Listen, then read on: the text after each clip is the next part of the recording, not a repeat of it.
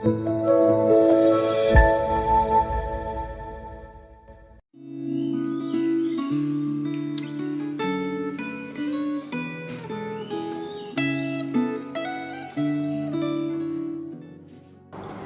Ibu, saudara-saudara yang terkasih di dalam Tuhan, kita bersyukur kalau hari ini Tuhan berikan kita kesempatan, bahkan kerinduan untuk kita boleh dapat membaca dan merenungkan firman Tuhan. Biarlah kegemaran untuk membaca firman Tuhan boleh terus ada di dalam hati kita. Mari sebelumnya kita akan membaca firman Tuhan, kita akan masuk di dalam doa. Bapak, kami bersyukur kalau hari ini Engkau boleh mengizinkan kami, bahkan memberikan kami kerinduan untuk kami boleh dapat membaca dan merenungkan firman Tuhan. Tuhan, kami rindu biarlah Tuhan berikan kami hikmat, bijaksana, sehingga ketika kami membaca, bahkan ketika kami merenungkan firman Tuhan, kami boleh mengerti, bahkan kami boleh melakukannya dalam kehidupan kami. Terima kasih ya Tuhan, hanya di dalam nama Tuhan Yesus kami telah berdoa dan mengucap syukur. Amin. Bapak Ibu, pembacaan firman Tuhan kita hari ini terambil dari Kisah Para Rasul 15 ayatnya yang ke-35 sampai ayatnya yang ke-41. Demikian bunyi firman Tuhan. Paulus dan Barnabas tinggal beberapa lama di Antiokhia. Mereka bersama-sama dengan banyak orang lain mengajar dan memberitakan firman Tuhan. Tetapi beberapa waktu kemudian berkatalah Paulus kepada Barnabas, "Baiklah, kita kembali kepada saudara-saudara kita di setiap kota, di mana kita telah memberitakan firman Tuhan untuk melihat bagaimana keadaan mereka." Barnabas ingin membawa juga Yohanes yang disebut Markus, tetapi Paulus dengan tegas berkata bahwa tidak baik membawa serta orang yang telah meninggalkan mereka di Pamfilia dan tidak mau turut bekerja bersama-sama dengan mereka. Hal itu menimbulkan perselisihan yang tajam, sehingga mereka berpisah dan Barnabas membawa Markus juga sertanya berlayar ke Siprus. Tetapi Paulus memilih Silas, dan sesudah diserahkan oleh saudara-saudara itu kepada kasih karunia Tuhan, berangkatlah ia mengelilingi Syria dan Kilikia sambil meneguhkan jemaat-jemaat di situ. Saudara yang terkasih di dalam Tuhan, hari ini kita akan berbicara mengenai satu hal yang kurang menyenangkan, yang mungkin bisa dialami oleh setiap kita anak-anak Tuhan, yaitu mengenai konflik. Secara umum, konflik merupakan suatu peristiwa di mana terjadi pertentangan atau perbedaan pendapat, baik antar individu dengan individu, individu dengan kelompok maupun kelompok dengan kelompok lainnya. Hampir dapat dipastikan bahwa tidak ada satu manusia pun yang tidak pernah mengalami konflik dengan orang lain. Saudara-saudara, mengapa konflik bisa terjadi? Konflik bisa terjadi karena setiap manusia memiliki pikiran yang berbeda, kebudayaan, latar belakang, bahkan juga memiliki karakter yang berbeda satu dengan yang lainnya. Apakah konflik harus selalu berakhir dengan hal-hal yang buruk? Hari ini kita akan belajar bersama-sama mengenai konflik yang dialami Rasul Paulus di dalam pelayanan misinya. Bapak Ibu, tema gema kita hari ini adalah konflik internal di dalam pelayanan misi. Itu terjadi di tengah-tengah pelayanan sekalipun kita melihat konflik dapat terjadi, dan itulah yang dialami oleh Rasul Paulus dan Barnabas, seperti perikop yang kita baca hari ini. Bahkan LAI memberikan judul perikop perselisihan antara Paulus dan Barnabas. Ini memperlihatkan bahwa kelompok pelayanan misi atau kelompok apapun tidak bebas dari konflik yang internal. Konflik tajam yang terjadi di antara Rasul Paulus dan Barnabas sulit untuk dihindarkan.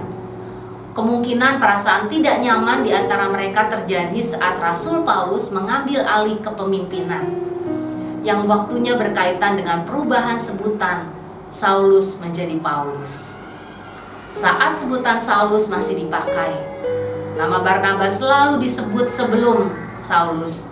Namun sesudah sebutan Paulus dipakai, nama Barnabas hanya 2 kali disebut di depan, dan selebihnya disebut sesudah nama Paulus. Kemungkinan besar Yohanes Markus, yaitu kemenakan Barnabas, merasa tidak senang melihat pengambil alihan kepemimpinan itu, sehingga ia meninggalkan tim dalam perjalanan misi mereka yang pertama.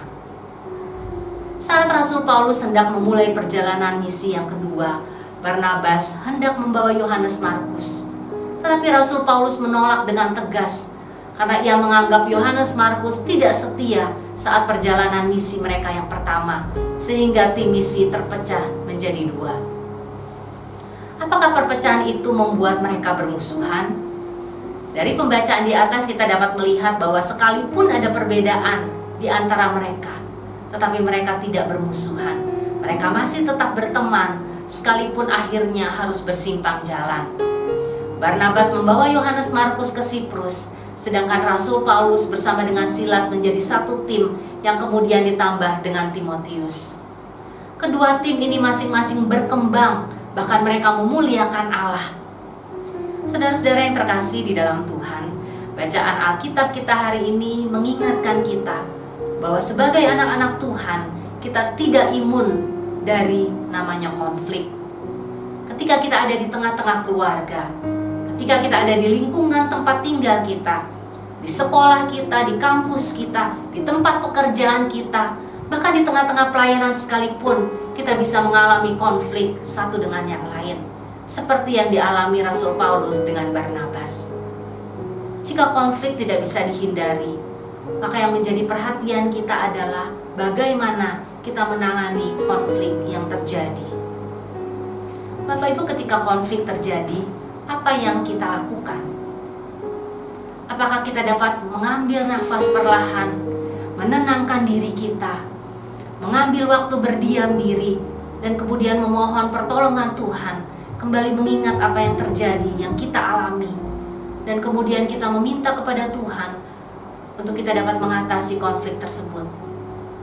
Atau kita justru mencari orang-orang yang terdekat dengan kita dan kita mulai berguncing mengenai konflik atau perpecahan yang sedang terjadi? Bapak Ibu, biarlah hari ini kita belajar dari konflik yang dialami oleh Rasul Paulus dan Barnabas. Kita dapat melihat bahwa Allah bisa bekerja melalui perpecahan yang terjadi di antara mereka. Puji Tuhan. Mari kita masuk di dalam doa. Tuhan, kami bersyukur hari ini kami boleh belajar Tuhan. Sebagai anak-anak-Mu, kami tidak lepas dari yang namanya konflik.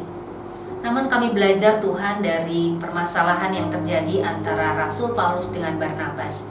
Sekalipun mereka mengalami perbedaan pendapat di tengah-tengah pelayanan mereka, sekalipun ada konflik yang terjadi, tetapi kami melihat Tuhan, Engkau Allah yang baik, Allah yang penuh kuasa, Allah yang mampu untuk boleh menolong setiap anak-anak-Mu, bahkan pelayanan tetap bisa berjalan dengan baik.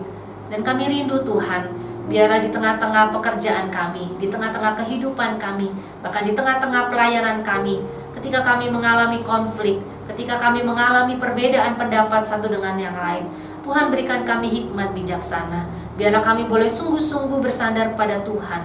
Kami rindu Tuhan yang boleh menolong kami, untuk kami boleh dapat melihat karya Tuhan, sekalipun di tengah perbedaan pendapat yang kami alami bersama dengan rekan-rekan kami. Tuhan, tolong setiap kami, tolong setiap jemaat-Mu Tuhan, sehingga di dalam keperbedaan yang ada Tuhan, kami rindu tetap dapat melihat karya Tuhan di tengah-tengah kehidupan bahkan pelayanan kami. Terima kasih ya Tuhan. Hanya di dalam nama Tuhan Yesus kami telah berdoa dan mengucap syukur. Amin.